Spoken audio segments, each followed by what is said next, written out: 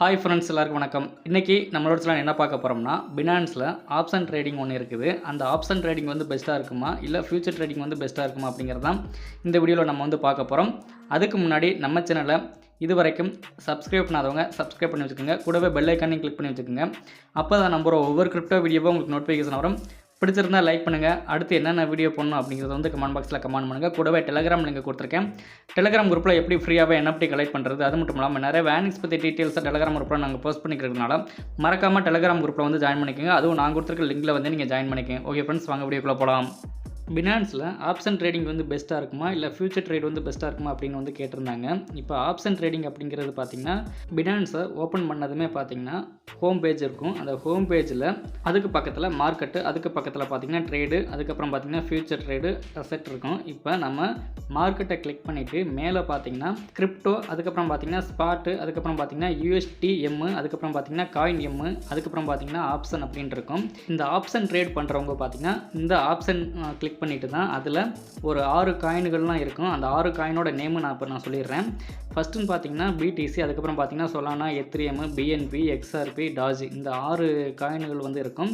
இதில் டேட் அப்படின்ட்டு இருக்கும். அதாவது டேட்டுன்னு பார்த்தீங்கன்னா அந்த டேட் எந்த இடத்துல வருது அப்படின்னா, இப்போ நான் டாஜ் வந்து நான் கிளிக் பண்ணியிருக்கேன். அந்த டாஜுக்கு பக்கத்தில் 25/8/22 அப்படின்னு போட்டிருக்கு பார்த்தீங்களா. இதை நம்ம அப்படியே வந்து உல்டாவாக பார்த்துக்கிறணும். அதாவது 25/8 அப்படின்னு இருக்கு பார்த்தீங்களா, அதை அப்படியே திருப்பி போட்டோம்னா 22/8/2025 அப்படின்னு வரும். இப்போ இந்த டாஜோட எக்ஸ்பிரி டேட்டு பார்த்திங்கன்னா 22 அப்படின்னு போட்டிருக்கனால இன்னைக்கு தேதி பார்த்திங்கன்னா 15. அப்போ 16, 17, 18, 19, 20, 21, 22 7 நாளைக்கு பார்த்திங்கன்னா இந்த டாஜோட எக்ஸ்பிரி டேட் வந்து இருக்குது. அதே மாதிரி தான் ஒவ்வொரு காயினுக்குமே அந்த டேட் அப்படிங்கிறது இருக்கும். அதே மாதிரி இப்போ சி ஆப்ஷன் அப்படின்னா கால் ஆப்ஷன் அப்படின்னு எடுத்துக்கிறணும். இதே இது பி அப்படின்னு இருக்குது பார்த்திங்களா, இது வந்து புட் ஆப்ஷன். அப்போ நம்ம வந்து ஃபியூச்சர் ட்ரேடில் பார்த்திங்கன்னா ஓப்பன் ஷார்ட்டு, ஓப்பன் லாங் அப்படின்னு இருக்குது பார்த்திங்களா. அதே மாதிரி தான் இந்த கால் ஆப்ஷன், இது வந்து புட் ஆப்ஷன் அப்படின்னு வரும். ஒவ்வொரு காயினுமே இப்போ ஆப்ஷன் ட்ரேடில் ஒவ்வொரு ப்ரைஸில் வந்து இருக்கும். அதோட எக்ஸ்பிரி டேட்டை பொறுத்து ஒவ்வொரு காயினுமே அதோட ரேட்டுன்னு பார்த்திங்கன்னா டிஃப்ரெண்ட்டில் வந்து மாறி இருக்கும். சொலானாவை எடுத்துக்கிட்டோம்னா ஒவ்வொரு எக்ஸ்பிரி டேட் இருக்குது பார்த்திங்களா, இந்த எக்ஸ்பிரி டேட்டுக்கு ஏற்ற மாதிரி ஒவ்வொரு இடத்துல பார்த்திங்கன்னா அதோட ப்ரைஸ் அப்படிங்கிறது டாலர் மதிப்பில் கம்மியாகவே இருக்கும். இதில் எனக்கு எது பெஸ்ட் அப்படின்னு சொல்லிட்டு பார்த்திங்கன்னா, அதாவது நான் என்னை பொறுத்த வரைக்கும் எனக்கு எது பெஸ்ட்டாக இருக்குது அப்படின்னா ஃபியூச்சர் ட்ரேட் அப்படிங்கிறது தான் பெஸ்ட்டாக இருக்குது ஆப்ஷன் ட்ரேடை விட. ஒரு சில பேருக்கு இந்த ஆப்ஷன் ட்ரேட் வந்து பெஸ்ட்டாகவே தெரியலாம். இருந்தாலும் எனக்கு பார்த்திங்கன்னா பெஸ்ட் அப்படின்னா ஃபியூச்சர் ட்ரேடு மட்டும்தான் எனக்கு வந்து பெஸ்ட்டாகவே தெரியுது. அதுக்கப்புறம் ஒரு சில பேர் இந்த ஃபியூச்சர் ட்ரேடில் இன்னமும் டவுட் வந்து கேட்டுகிட்டே இருக்கிறாங்க. அந்த டவுட் எப்படி கேட்குறாங்கன்னா, இப்போ நம்ம ஒரு ஆர்டர் எடுக்கிறோம், ஆர்டர் எடுக்கிறதுக்கு முன்னாடியே TPSL இதெல்லாம் வந்து செட் பண்ண முடியுமா அப்படின்னு கேட்குறாங்க. கண்டிப்பாக நம்ம வந்து செட் பண்ண முடியும். அதுவும் நான் ஏற்கனவே ஒரு வீடியோவில் நான் சொல்லியிருக்கிறேன். இப்போ என்ன பார்க்குறதுன்னா, அந்த ஒரு சில பேர் என்ன டவுட் கேட்குறாங்கன்னா, எந்த இடத்துல லிக்விடேஷன் வந்து வருது, அது எந்த இடத்துல காமிக்குது அப்படிங்கிற மாதிரிலாம் கேட்குறாங்க. இப்போ நான் செலக்ட் பண்ணுற காயினு அப்படின்னு சொல்லிட்டு பார்த்தோம்னா ADA காயினு. இப்போ நான் இந்த காயினை பை பண்ண போகிறேன்.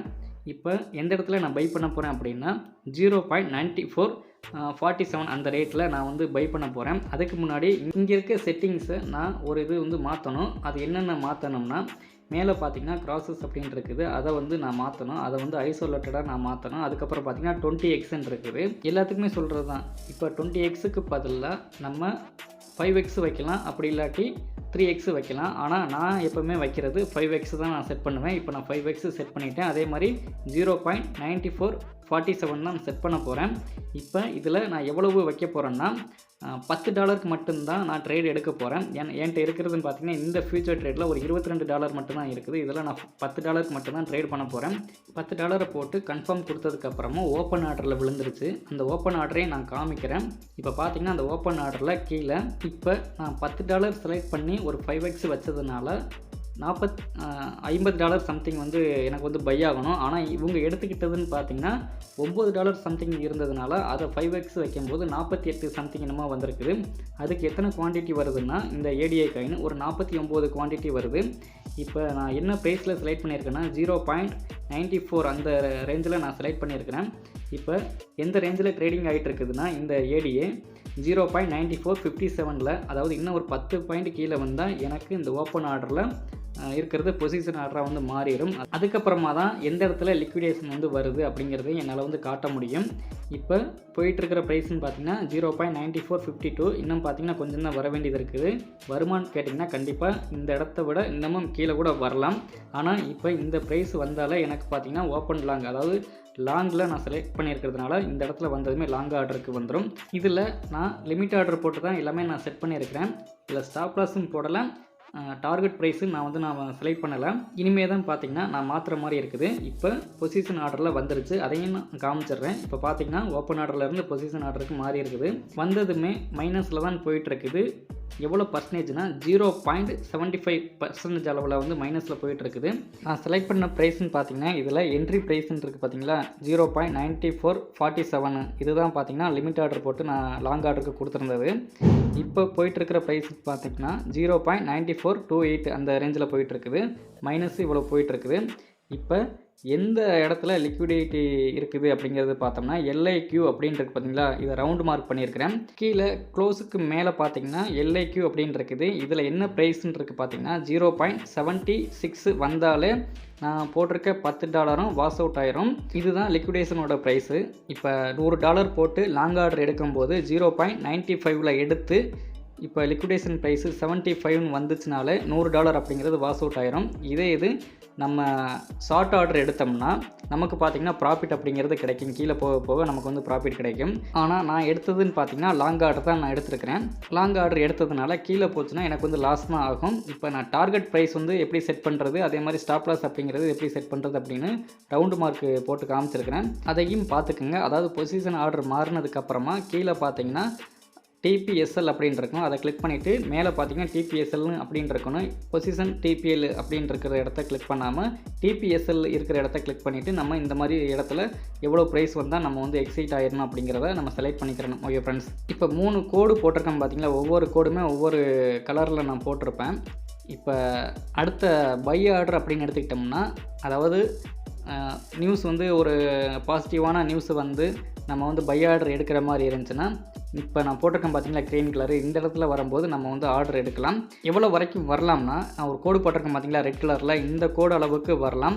அதனால தான் அந்த மார்க் பண்ணி வச்சுருக்கிறேன். மேலே இருக்க ஒயிட் கலரில் பார்த்தீங்கன்னா டார்கெட் ப்ரைஸு. ஆனால் நான் டார்கெட்டும் போடலை, ஸ்டாப் லாஸும் போடலை.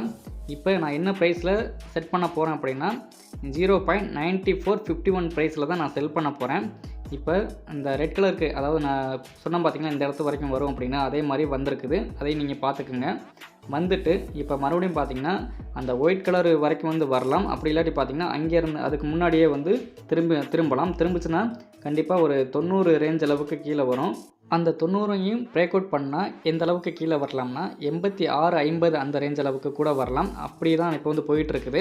இப்போ கொஞ்சம் நேரத்துக்கு முன்னாடி வரைக்கும் 95க்கு மேலே ட்ரேட் ஆகிட்டு இருந்தது. அதுக்கப்புறமா அடுத்த ஒரு மணி நேரத்துக்குள்ளே 94, 93லாம் கீழே இறங்கினதுக்கு அப்புறமா அந்த இடத்துல ஒரு பை ஆர்டர் மாதிரி வந்து காமிச்சிருக்குது. பை ஆர்டர் ஆன மாதிரி காமிச்சதுனால நிறையா பேர் வந்து அந்த இடத்துல வந்து பை பண்ண ஆரம்பிச்சிருக்காங்க. இதனால் என்ன ஆகுதுன்னா மேலே வரைக்கும் வந்து போகும், அதாவது 95 வரைக்கும் வந்து மேலே போகும். அந்த இடத்துல எல்லோரும், அதாவது பெரிய பெரிய வேர்லாம் அந்த இடத்துல வந்து செல் பண்ணிடுவாங்க. ஆனால் நமக்கு பார்த்திங்கன்னா தெரியாது. ஏன்னா நம்ம வாங்கியிருக்கிறதுன்னு பார்த்திங்கன்னா சின்ன சின்ன கம்மியான குவான்டிட்டியில் நம்ம வந்து வாங்குறதுனால பெரிய அளவில் ப்ராஃபிட் அப்படிங்கிறது வராது. அதனால் நம்ம வந்து வெயிட் பண்ணிக்கிட்டே இருப்போம் வரும்னு நினச்சி. ஆனால் அதுக்கு முன்னாடியே அந்த இடத்துல வந்து ரிவர்ஸ் திரும்புச்சுன்னா திரும்பும்போது என்ன ஆகும்னா கொஞ்சம் கொஞ்சமாக இறங்குற மாதிரி தெரியும். ஆனால் ஒரு லெவலில், அதாவது இப்போ 93 ரேஞ்ச் அளவுக்கு வந்திருக்கு பார்த்தீங்களா, அந்த ரேஞ்சிலேருந்து பிரேக் அவுட் பண்ணிச்சுன்னா கண்டிப்பாக அப்படியே கீழே இறங்க ஆரம்பிச்சிடும். எவ்வளோ வரைக்கும்னா இப்போ 87 நான் சொல்லியிருக்கேன் பார்த்தீங்களா, 86-50 அந்த ரேஞ்ச் அளவுக்கு கூட வரலாம். ஆனால் ஒரு சில பேர் என்னையவே எடுத்துக்கோங்களேன். இப்போ நான் 0.90 ஸ்டாப் லாஸ் போடுறேன்னு சொல்லியிருந்தேன் பார்த்தீங்களா, அந்த ரேஞ்சு வரும்போது நான் ஸ்டாப் லாஸ் போட்டிருந்தேன்னா கண்டிப்பாக 0.87 வரும்போது அந்த ஸ்டாப் லாஸ் அப்படிங்கிறது ஹிட் ஆகிருக்கும். எனக்கு ஓரளவுக்கு, அதாவது $1 இல்லை ஒரு $1.5 அந்த $1 சம்திங் ரேஞ்ச் அளவுக்கு பார்த்திங்கன்னா மைனஸ் ஆகிருக்கும்.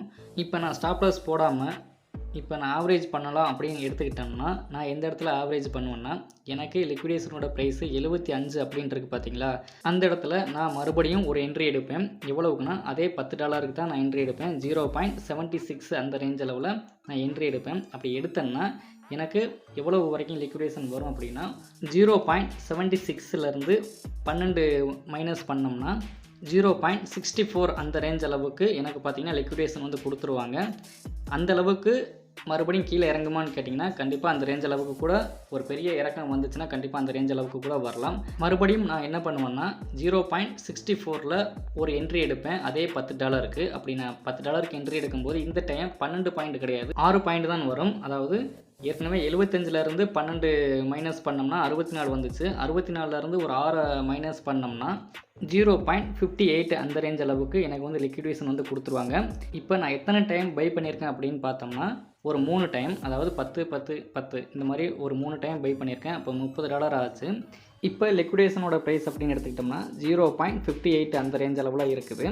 இந்த 58 வரைக்கும் வருமா அப்படின்னு பார்த்தோம்னா கண்டிப்பாக இந்த அளவுக்கு கூட வரலாம் பெரிய இறக்கம் வந்துச்சுன்னா. ஏன்னா ஆல்ரெடி எந்த அளவுக்கு கீழே இறங்கியிருக்குன்னா 0.50 அந்த ரேஞ்ச் அளவுக்கு கீழே இறங்கியிருக்குது. அதனால் 50க்கு கீழே கொண்டுட்டு போனால் மட்டும்தான் உங்கள் அமௌண்ட் இந்த $30 ப்ளஸ் நீங்கள் அடுத்து ஒவ்வொரு டைம் நீங்கள் ஆவரேஜ் பண்ணுறதையும் நீங்கள் வந்து காப்பாற்ற முடியும் அப்படிங்கிறது இருக்குது. அதனால் ஆவரேஜ் பண்ணுறதுன்னு பார்த்திங்கன்னா அதாவது மணி மேனேஜ்மெண்ட்டு இப்படி தான் வந்து பண்ணணும். எடுத்த உடனே கீழே இறங்கிட்டு இருக்குது அப்படின்னு சொல்லிட்டு ஒவ்வொரு இடத்துலையும் நம்ம வந்து பை பண்ணிடக்கூடாது.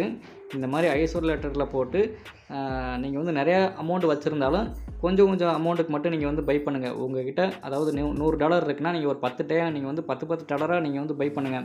இருக்கிறதே $100, அதுவும் ஒரே காயினில் நம்ம வந்து பை பண்ணிடலாம் அப்படின்னு நினச்சி நீங்கள் ஒரு இடத்துல பை பண்ணிங்கன்னா லிக்விடேஷன் அடிக்கிறதுக்கு ரொம்ப சான்சஸ் இருக்குது.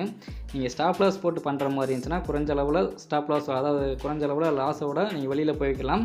நீங்கள் ஸ்டாப் லாஸ் போடாமல் நீங்கள் ஆவரேஜ் பண்ணுற மாதிரி இருந்துச்சுன்னா இந்த மாதிரி தான், அதாவது $10 தான் நீங்கள் வந்து பை பண்ணணும். அதாவது உங்கள்கிட்ட $100 இருந்துச்சுன்னா இந்த மாதிரி 10 போடுங்க. இல்லை நீங்கள் ஒரு பெரிய அளவில் ஃபண்டு வச்சுருக்கீங்க அப்படின்னா நீங்கள் அப்போ வந்து $100 கூட போடலாம்.